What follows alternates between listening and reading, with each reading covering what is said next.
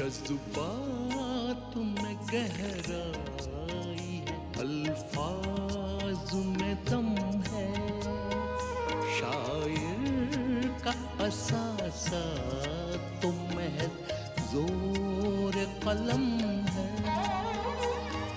जीने का हुनर सबका जुदा है तो बयां भी जितना भी सुनो देखो पढ़ो उतना ही कम है, उतना ही कम है।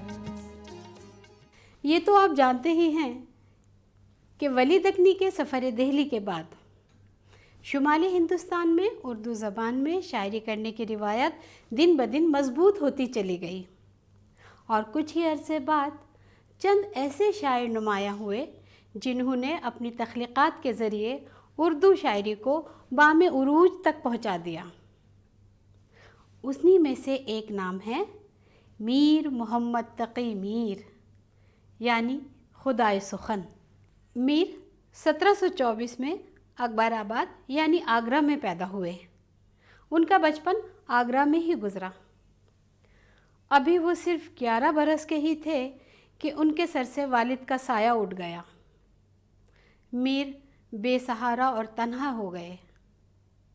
अपने सौतेले भाइयों की बदसलूकी से तंग आकर मीर आगरा छोड़कर दिल्ली आ गए। यहाँ वो अपने मामू खान आरजू के घर पर रहे। खान आरजू शेर व अदब का आला ज़ौक़ रखते थे। यहीं मीर के शेरी ज़ौक़ की तरबियत हुई और मीर एक शायर की हैसियत से नुमायाँ हुए। मीर को जो ज़माना मिला वो साजगार न था। हालांकि उन्हें कई नवाबों, राजाओं और अमीरों की सोहबतें और अच्छी मुलाजमतें नसीब हुईं।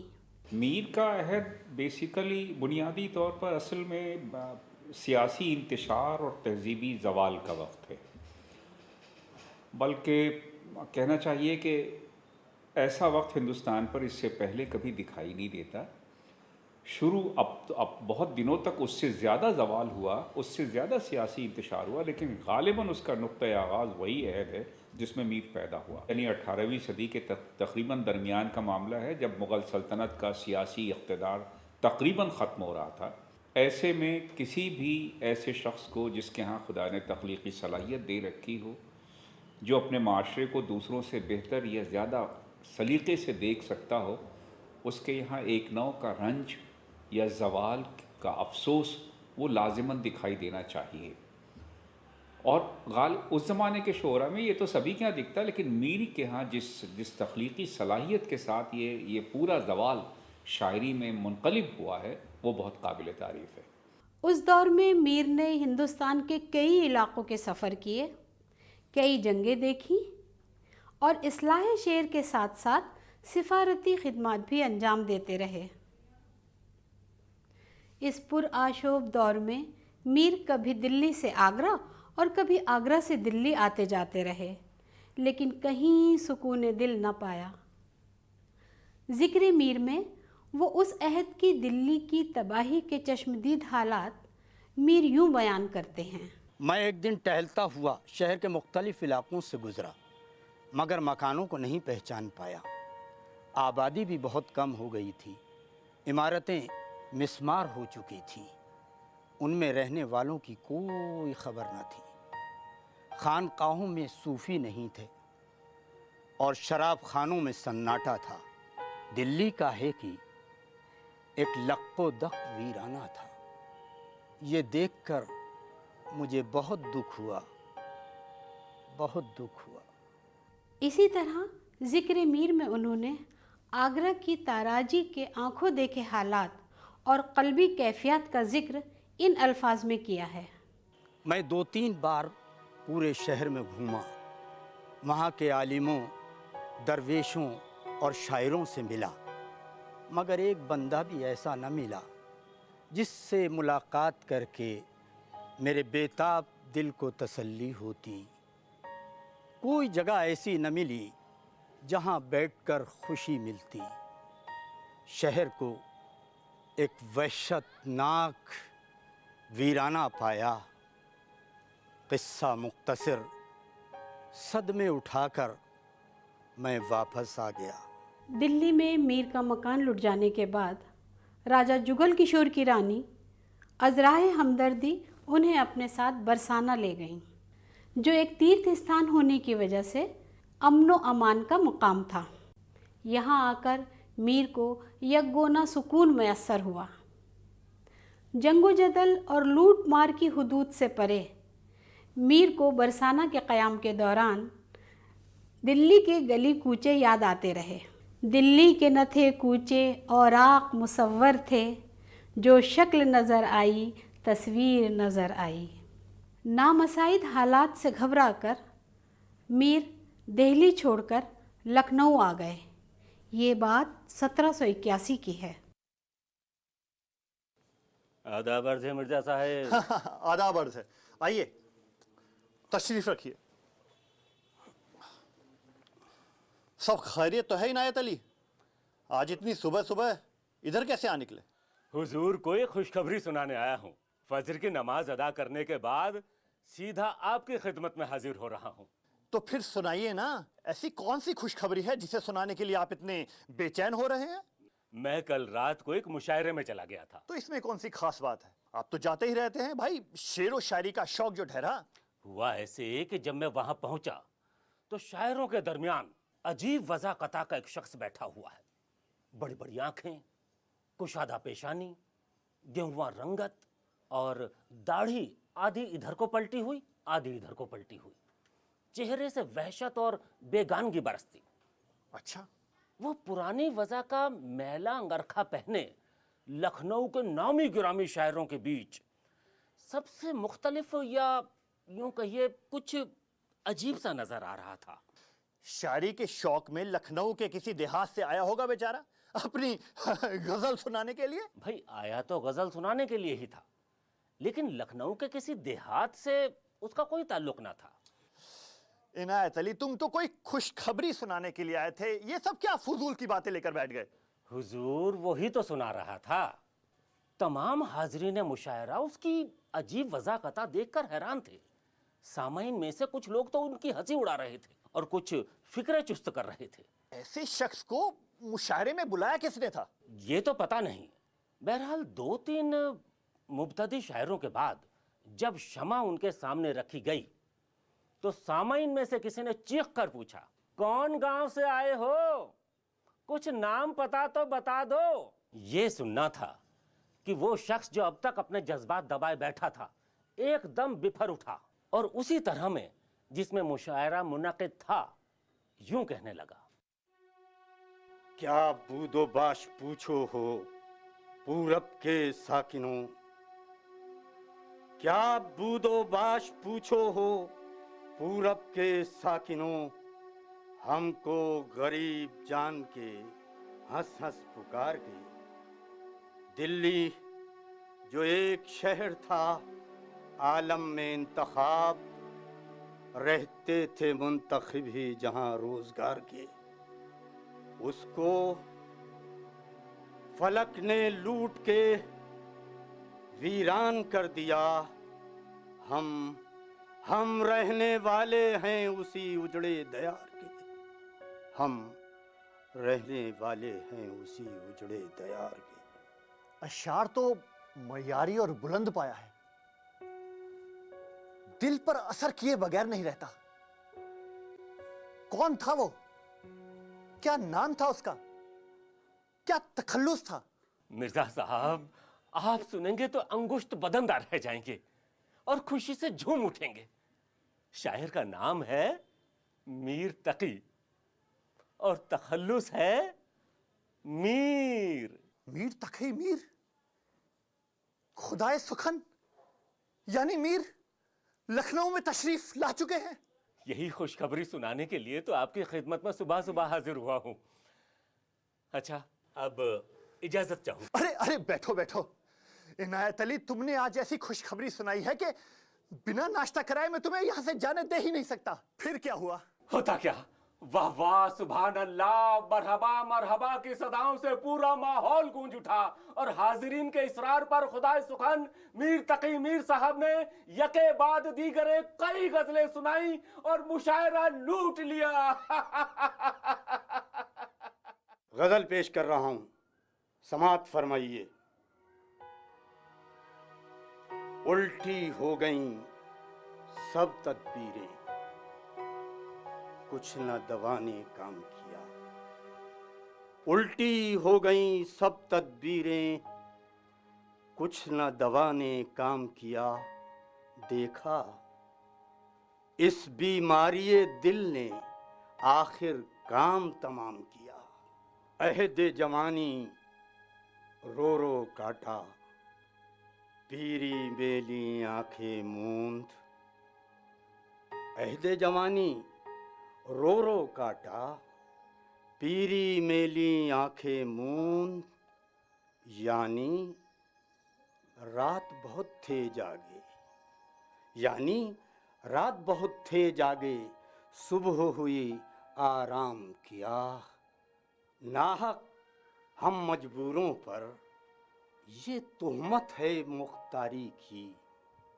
नाहक हम मजबूरों पर ये तोहमत है मुख्तारी की। चाहते हैं सो आप करें हैं, चाहते हैं सो आप करें हैं। हमको अबस बदनाम किया, हमको अबस बदनाम किया, हमको अबस बदनाम किया।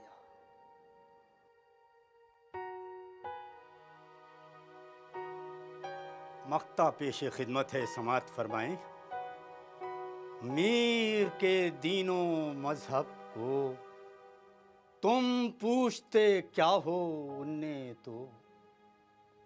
मीर के दीनों मजहब को तुम पूछते क्या हो उनने तो। कश्का खींचा दैर में बैठा, कब का तर्क इस्लाम किया। कब का तर्क इस्लाम किया, कब का तर्क इस्लाम। मीर के दीनों मजहब को तुम पूछते क्या हो उनने तो।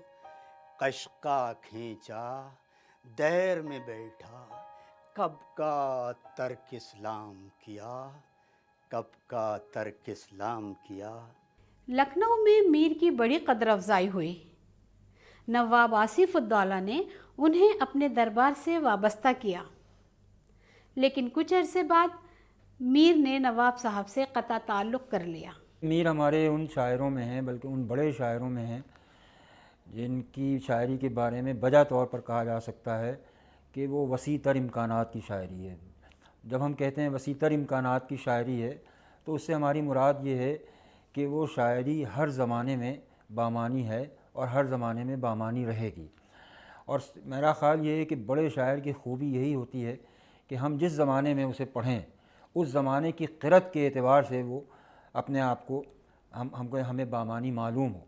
तो मीर के साथ बिल्कुल यही बात है कि हम जब ख़ुद मीर के ज़माने में जब उन्हें पढ़ा जाता था तो वो उतने ही बामानी मालूम होते थे, और आज हम जब मीर को पढ़ते हैं तो आज भी वो हमें उतने ही बामानी मालूम होते हैं। मीर की शायरी की सबसे अहम चीज़ उनका वो ख़ास लहजा है जो उनकी शायरी की मुनफरिद शनाख्त करार दिया जाता है। उर्दू शायरी के अंग्रेज़ी मुतरजिम जनाब कुलदीप सलील को मीर की शायरी का तर्जुमा करते हुए जो ख़ास बात महसूस हुई वो मीर की शायराना अज़मत की दलील है। मैंने मीर का तर्जुमा सबसे बाद में किया है। मैं जब गालिब किया, इकबाल किया, फैज़ किया, अहमद फराज किए और 34 पोइट्स लिए उर्दू के बेहतरीन अपने ख्याल से, उनका सबका ट्रांसलेशन किया। मैंने क्या देखा कि मीर का असर हर पोइट पर है, और मुझे बड़ी हैरानी हुई कि गालिब तक ने मीर की ज़मीन में गज़लें कही हैं। मीर का शुमार उर्दू के अजीम शायरों में किया जाता है। उनकी शायरी हर दौर में मकबूल रही है और आज भी है।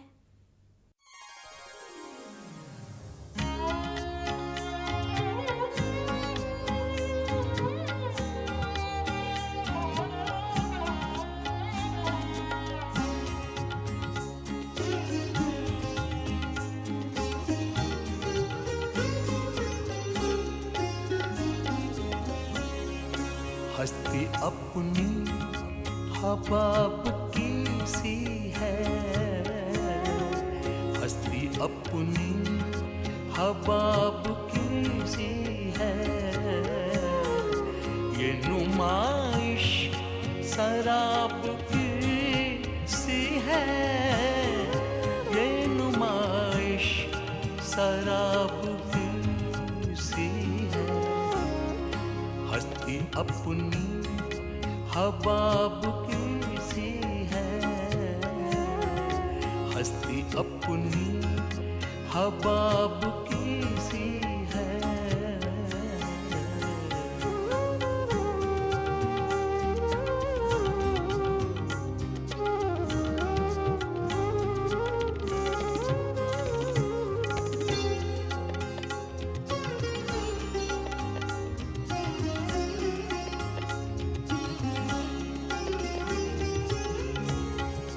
नाजुकी उस के लब की क्या कहिए, नाजुकी उस के लब की क्या कहिए, नाजुकी उस के लब की क्या कहिए, पंखड़ी एक गुलाब की सी है, पंखड़ी एक गुलाब की सी है, पंखड़ी एक गुलाब की सी है, हस्ती अपनी हबाब की सी है।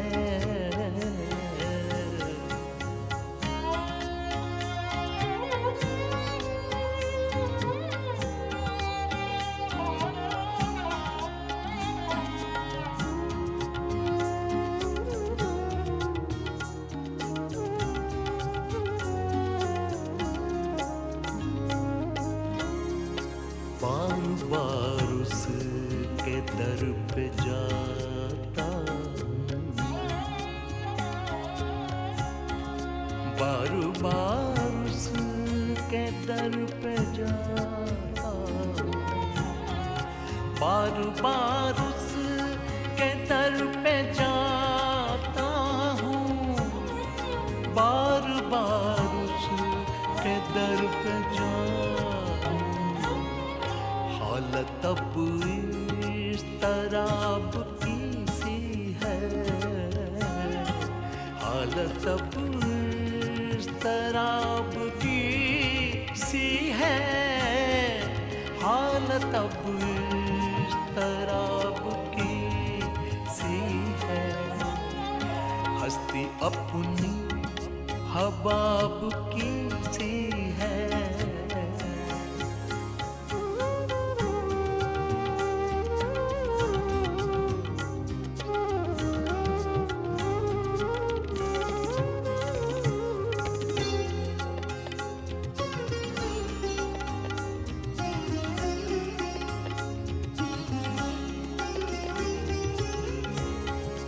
मैं जो बोला कहा कि ये आवाज, मैं जो बोला कहा कि ये आवाज, मैं जो बोला कहा कि ये आवाज, उसी खाना खराब की सी है,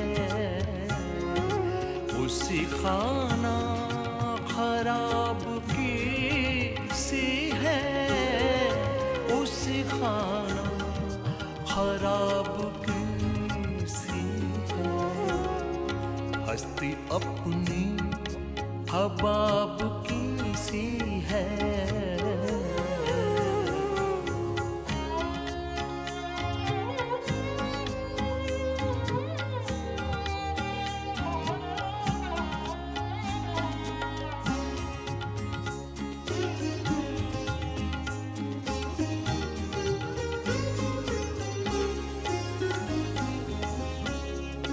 मीर उन्नी मुबाज आँखों में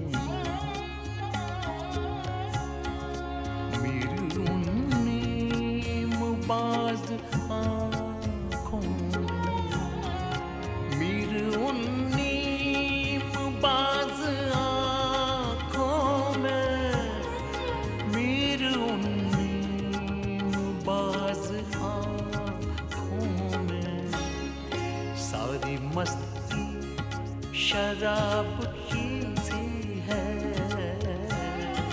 सारी मस्ती शराब की सी है, सारी मस्ती शराब की सी है।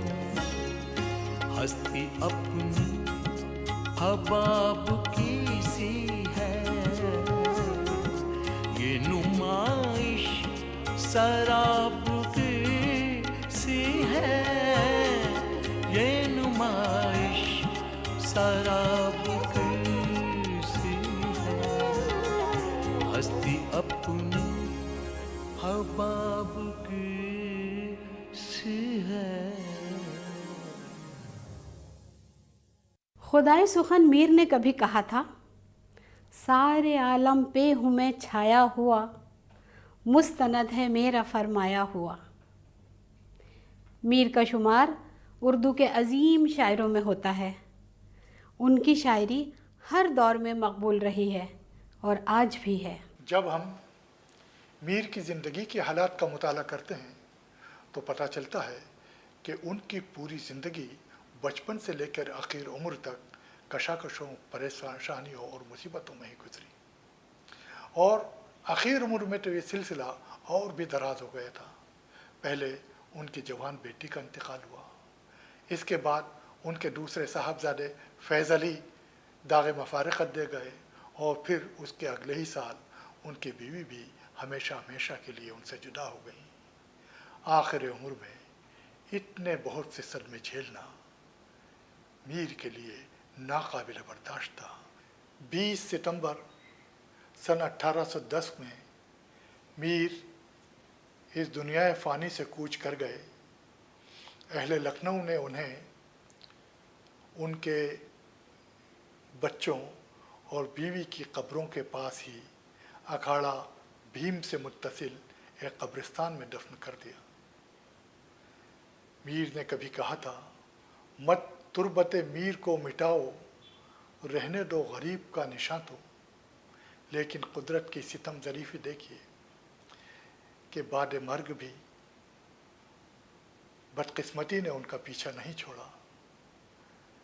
कई बरस के बाद जब लखनऊ में रेलवे लाइन बिछाई गई तो रेलवे के कार पर्दादान ने उनकी कब्र को मिटा दिया, और आज उनकी कब्र का भी कोई निशान नहीं मिलता। मीर की कब्र का आज कहीं निशान नहीं मिलता, लेकिन उनका कलाम आज 21वीं सदी में भी लोगों की आंखों को नूर और दिलों को सुरूर बख्श रहा है। और यही मीर की सबसे बड़ी कामयाबी है कि उन्हें खुदाए सुखन और शायर आज़म के नाम से याद किया जाता है।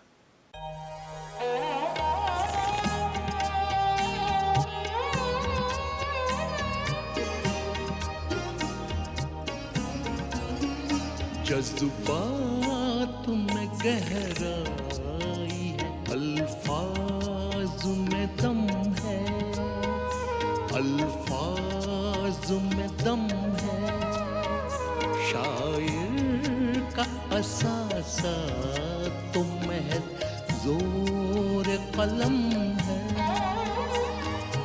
जोर कलम है।